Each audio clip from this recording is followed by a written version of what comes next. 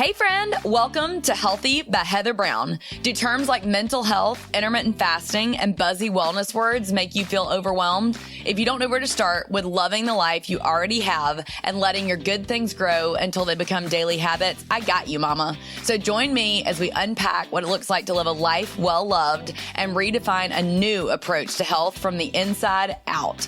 Think of this space as your girlfriend's group text with the occasional dad joke and point of view from my Yankee hubby, Eric.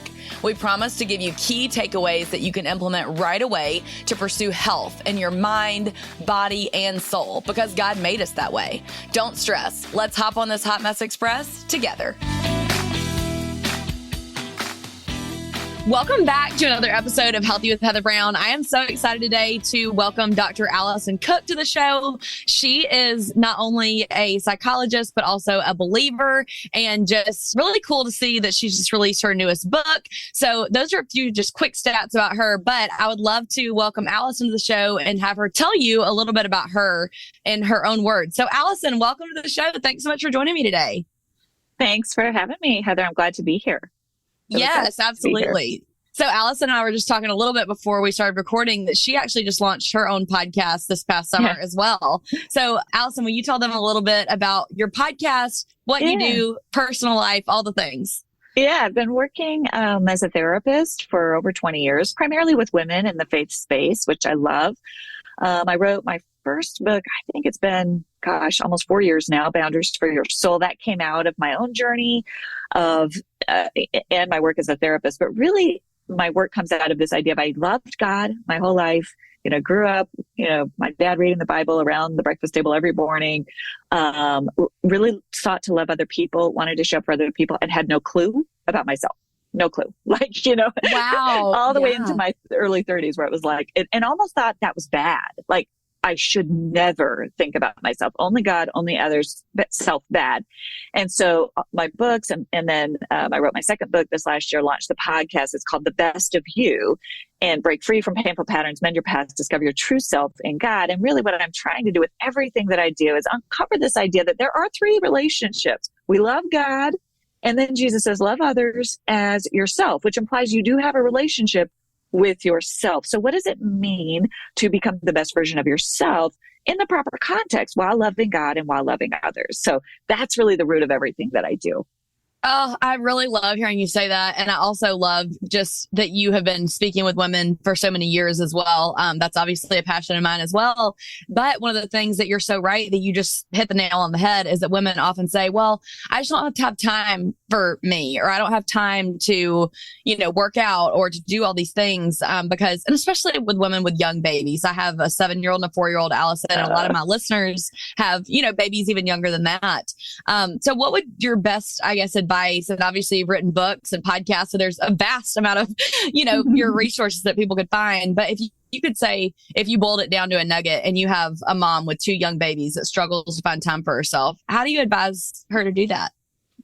Oh, that's such a good question, because when you're in the weeds of parenting, right, it is almost impossible just logistically. But here's what I would say is it's not necessarily a lot of time. A lot of when we hear about self-care, it's like, you need to take time for you. You need to get to that gym, for a couple of hours. You need to get to whatever, the spa retreat, all of which takes time and money. You need to, and a lot of what I'm talking about is more the posture of our heart towards ourselves. It's showing compassion towards ourselves. It's growing in awareness. So even as a young mom, where you are, a mom of young kids and you are surrounded with just all the things, it's that posture of, I'm tired.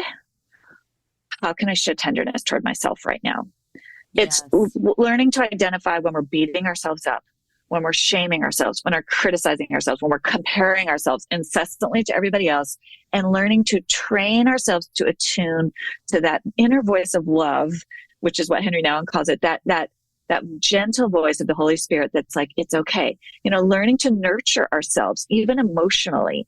And some of that does, yes, it's a practice. I talk a lot to women about it. When you're prioritizing time with God, bring yourself into it. Bring everything you're feeling into it. That's part of caring for yourself. God, it's paying attention at least a couple of times a day to checking in on your emotions, checking in on the state of your body, just seeing if there's small things you can do to be a little bit more gentle with yourself. Oh man, that is such good advice. I actually just did a live yesterday talking a lot about and with my group of women that I'm health coaching. And one of the things that I heard afterwards was I was just sitting there crying because I just realized that, you know, first of all, my hormones are all out of whack, and I do just, which is, I mean, that's a struggle right there in and of itself. But also just realizing like I don't give myself grace, and I, you know, I just want to be with my babies. And I think that giving so much to my husband, like I do just think like, well, I'll just give and give and give. But, you know, at the end of the day, if you completely ignore yourself, like you don't even know how to take care of your babies and your husband because you're not in tune with how you're feeling towards each of them, you know? Exactly. And that it will come out one way or another. You will start to notice resentment. You will start to notice unhealthy coping tactics. You know, if you aren't taking care of yourself, it'll come out sideways. And even if it doesn't come out on other people, you will start to use numbing. You know, you will start to rely on other things, right, to get through. And that's not healthy for anybody. The best gift we have to give our children, our spouses, is our own emotional, spiritual, and physical health as best we can. Oh gosh, I love that. I'm like that. I mean, thank you so much for saying that. It's been so heavy on my heart recently with so many of the women that I've been talking to. So thank you for speaking to that. And then also one thing while we're talking about this relationship with your spouse, your kids, one thing that I see women struggling with is when their spouse or kids are in a funk or dealing, you know, with just tough life things and they don't really know how to help them. So what would your advice be on how to help a loved one in a way that is encouraging and God honoring without almost them feeling like, especially with older kids and like your spouse, that you're just like beating them over the head with the Bible. I think that I've started to notice that when people struggle, they tend to pull away from the Lord. And so if you're coming at them with that biblical wisdom or advice, I would just love to hear your take on that. Yeah, there's a word that we use. I talk about it a lot in The Best of You. And whenever I post about this on social media, it always gets the most attention. So it must be hitting some sort of nerve. But the phrase is called spiritual bypassing. And what it means, it's when someone's in pain, whether it's ourselves or someone else, when they're hurting, even if they're acting out, because oftentimes if we're acting out, it's because we're hurting. We spiritualize it. So we bypass the emotion, we bypass the pain and slap a Bible verse on something or slap a pat answer. Well, if you just trust God, and it's not that these things aren't necessarily true, but in that moment, what that person needs more than that is our curiosity, is a connection to us. So I would always just start with a question. You know, tell me more about what's going on with you. I love you. I'm worried about you. You know, an expression of care, like I see that you're working, you know, constantly. Tell me what's going on with you. Help me understand. When we approach people with curiosity, genuine curiosity, and a genuine bid for connection, it's very disarming. It's very disarming. Now, not always. Sometimes our spouses will get defensive. But in general, if we lead with that, it's going to go better than you are working too much. God says you are supposed to rest one day of the week. That's going to come on as criticism. That's going to come on as, and that person is going to immediately go into defensive mode. So if we can just take a breath and get curious, I wonder what's going on.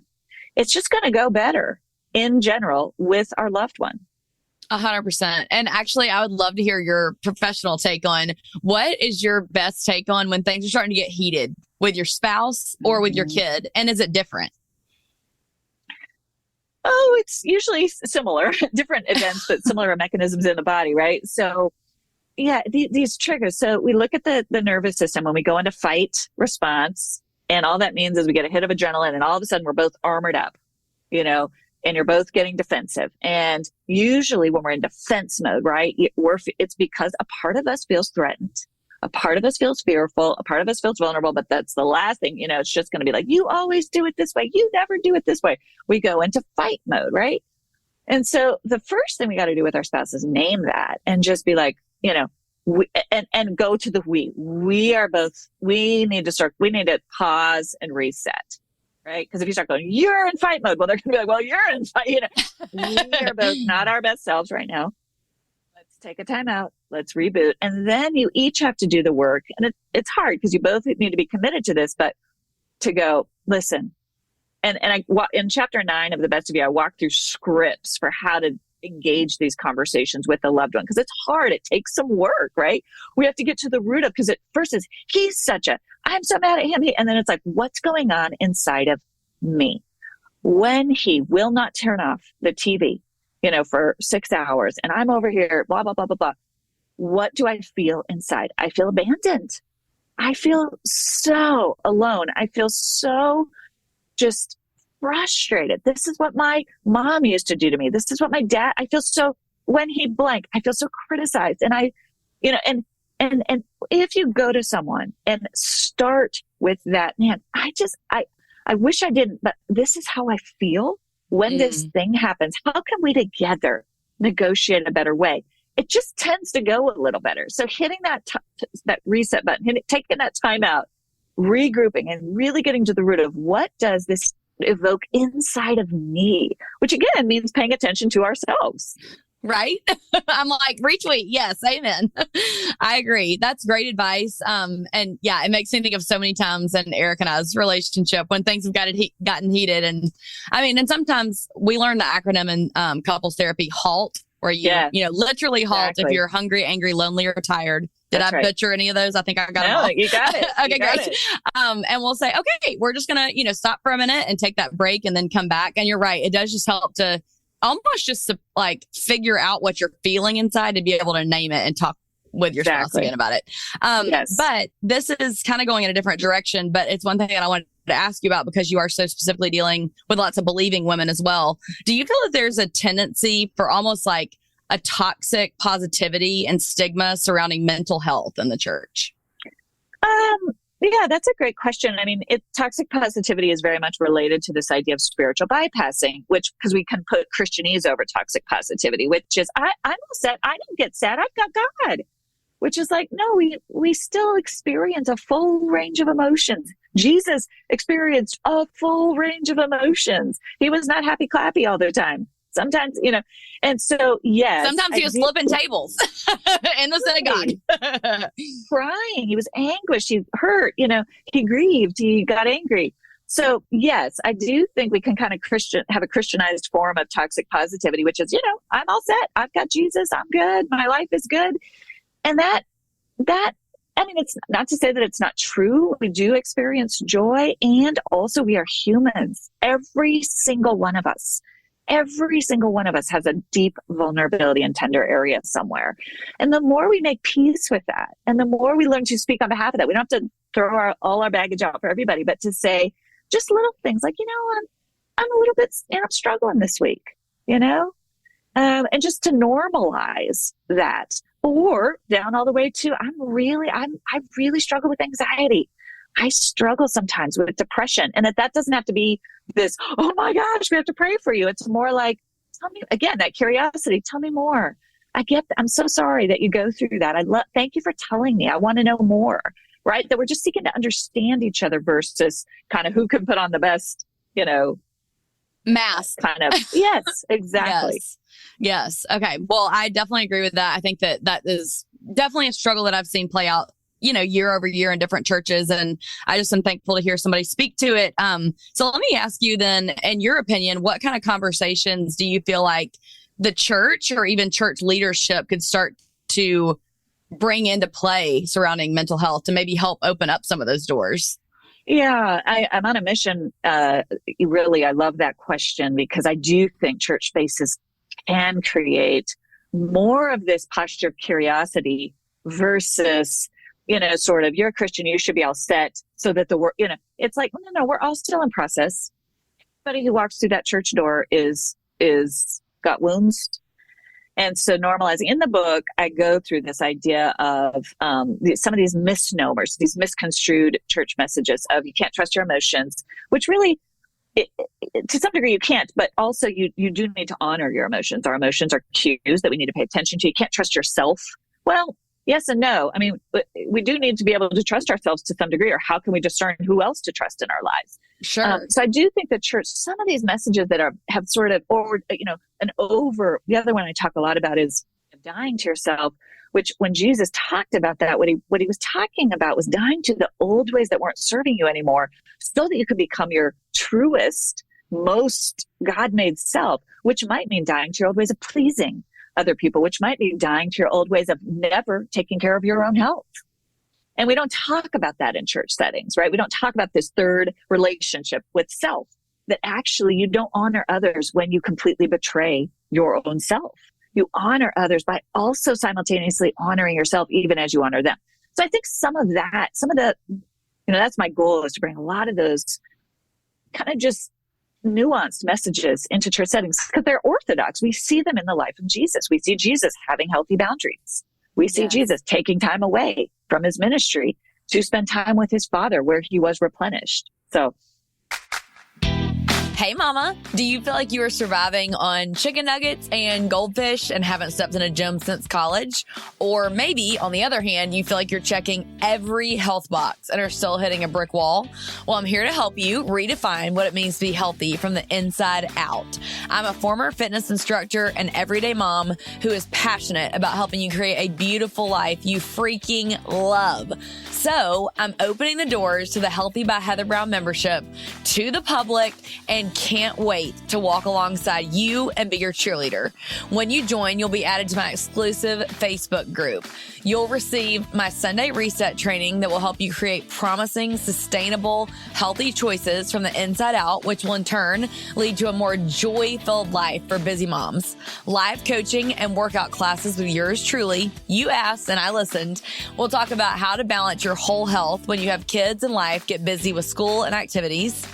It includes grocery haul ideas and accountability as we all reset together each Sunday. There will be so much offered that you won't find anywhere else on the internet. Are you ready to take one step out of stress, shame, unhealthy boundaries, and fatigue and add healthy rhythms to the Hot Mess Express? When you're ready, I'll see you on the other side of the link in the show notes. I'm excited and ready to hold your hand and meet face to face.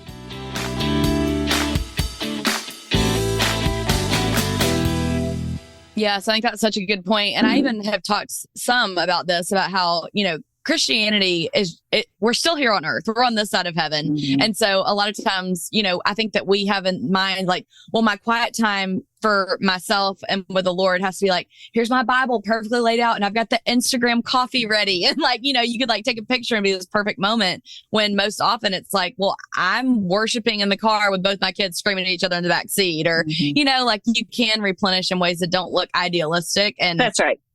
I think that sometimes the church is almost like this perfect setting that you feel like you have to be perfect in. And I don't know. I definitely am glad that you're talking and making that more known. So that's cool. Okay. This is kind of a buzzword that I've heard a lot recently being thrown all over the media, all the things. The term is gaslighting. And I know that we have so much discussion about recognizing harmful behavior in others. Mm-hmm. But I guess I know for me, sometimes I wonder, am I gaslighting in a conversation maybe with my husband? And is there a way to recognize that in yourself and work on that? Well, I just love that you asked that, because that's one of the things, we so often want to see these things in other people, and often they're there. But, I talk about these big buzzy words like narcissism, gaslighting on my podcast. The sure thing that you're not a narcissist is when you start to wonder if you might be one. Right. That's the actual sign of humility. Right. The humility to go, oh, sometimes I see that in myself. You're probably not one.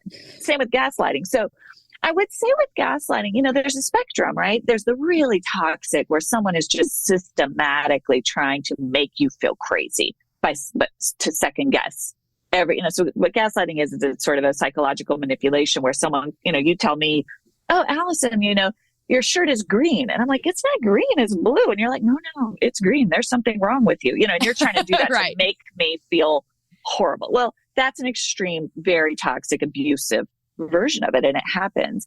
But yes, you're asking a really good question. There are other, your husband says, hey, I noticed you, I don't know, let me give you just a dumb example, but, I noticed, you're drinking a little more wine than usual. No, I'm not.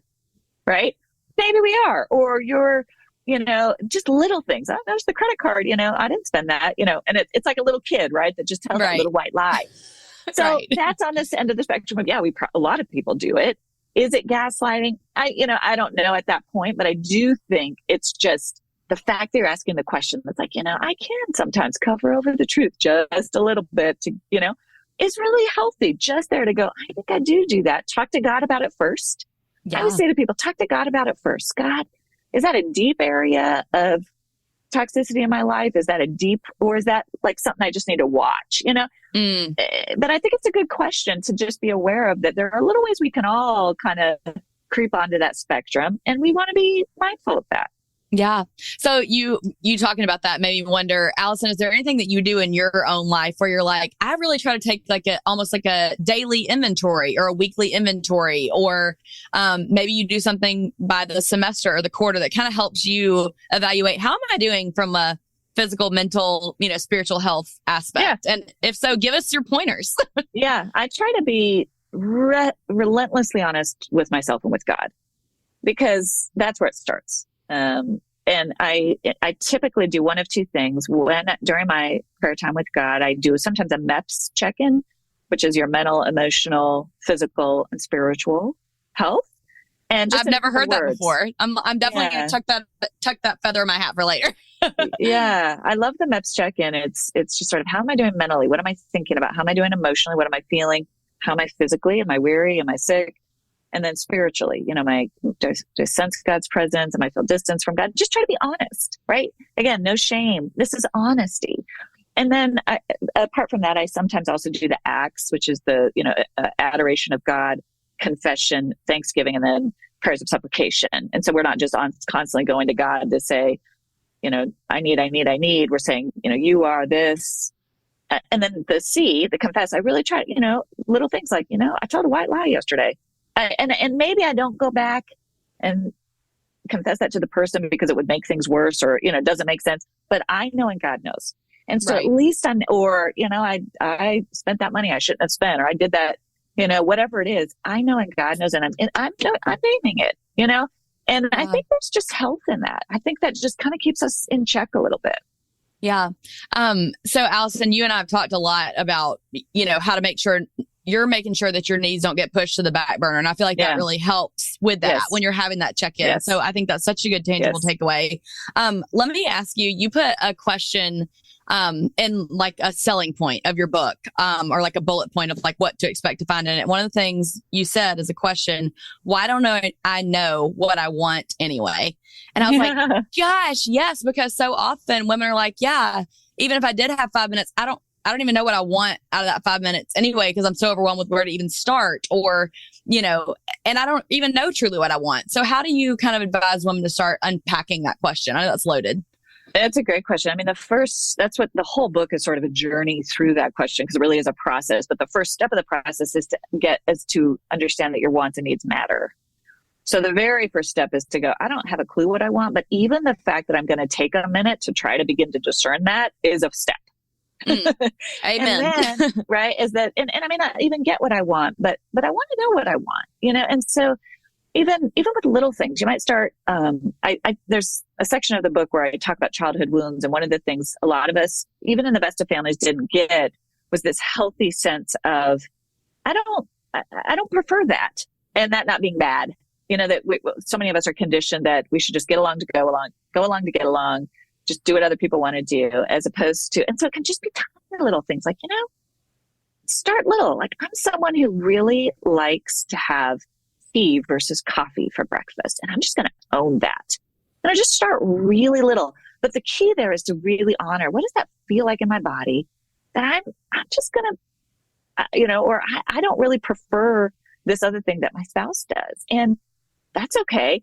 Maybe I'll still do it with them, but actually I know, and God knows, like, that's not my first choice. This would be my first choice. And then you screw up the courage to go to step 2 and go, hey, what would you think if we did it this way next time? It's baby steps, small steps. Yes. Just pay attention. That's really, really good. Now, let me ask you this. How do you do that tit for tat when you're thinking about young kids? Like, what does that look like to then mirror that to them as they're growing up? So as parents, that's such a great question. So we want our kids to understand what they need, when they need to ask for help, what their boundaries are, what they like.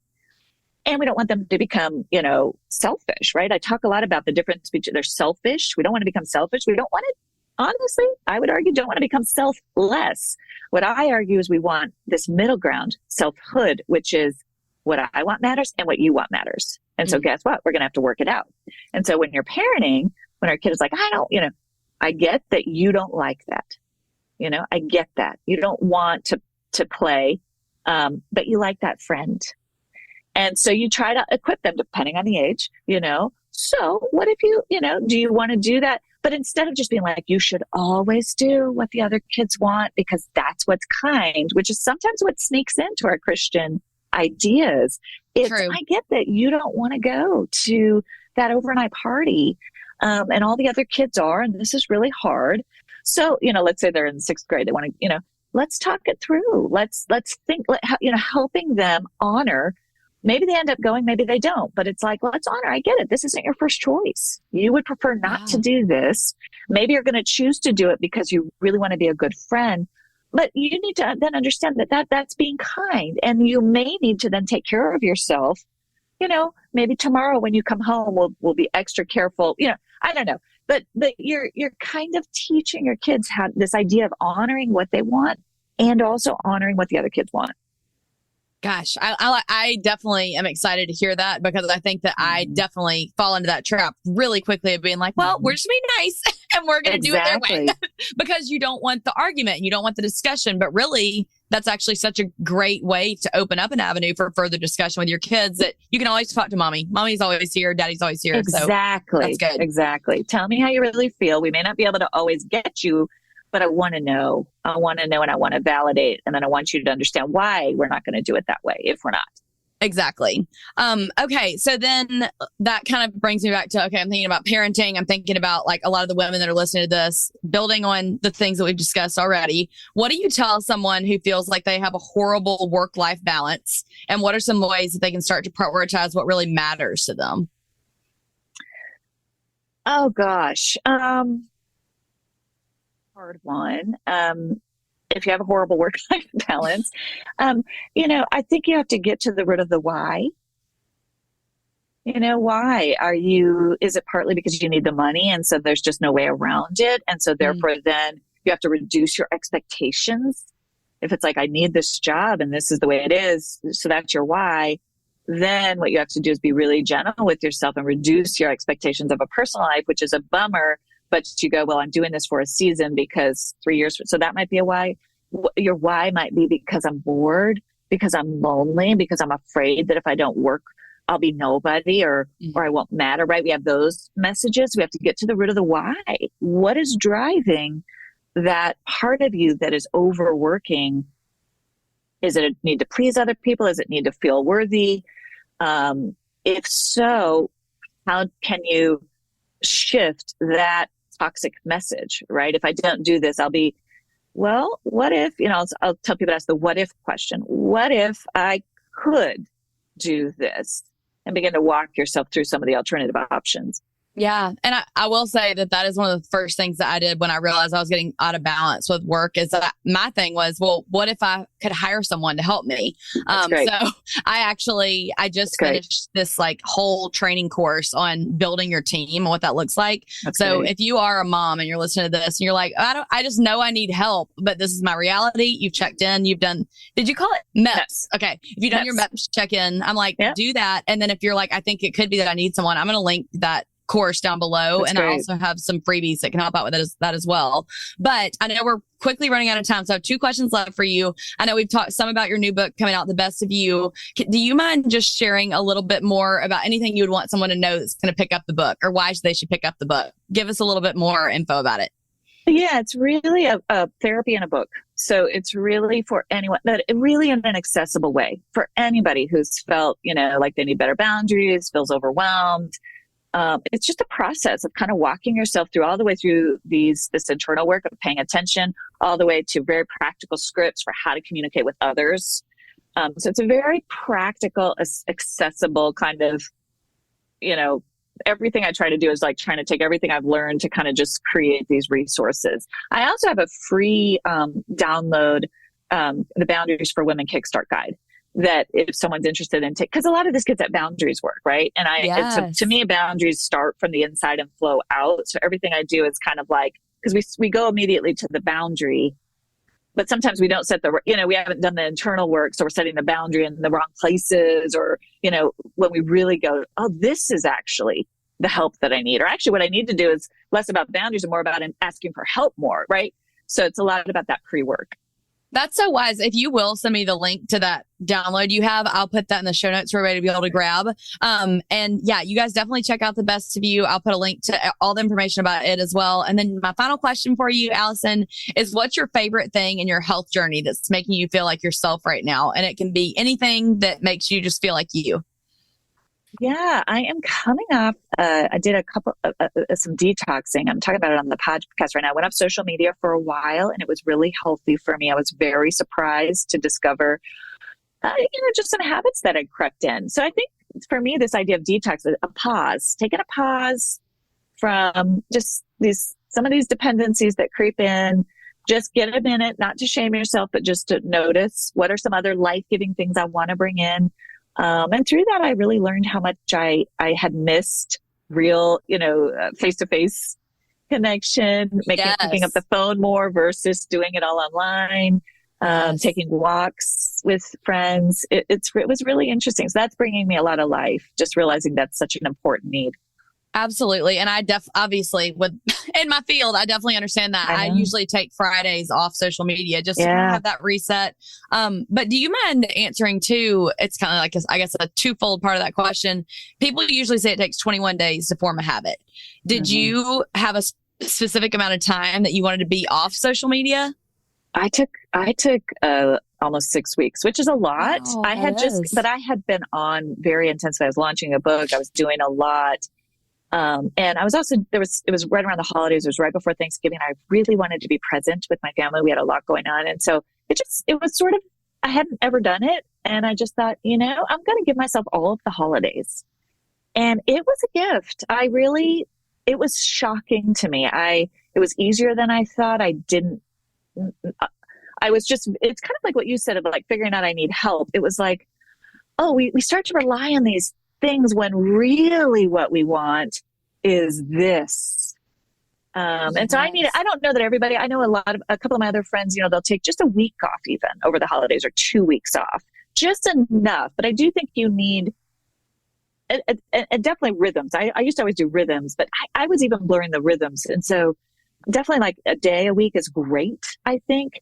And then if you bump it to a week, it's more like, it's almost like a fast, it's like, what is my life like without this? I think then you need almost like a week, but it's kind of specific to different people, but that was what worked. I did a little longer one and it was really powerful. That's awesome. Yes. And I took a cue from your book as well and did the same thing where I took 2 weeks off around Christmas and New Year's. And it was just refreshing. It was so nice.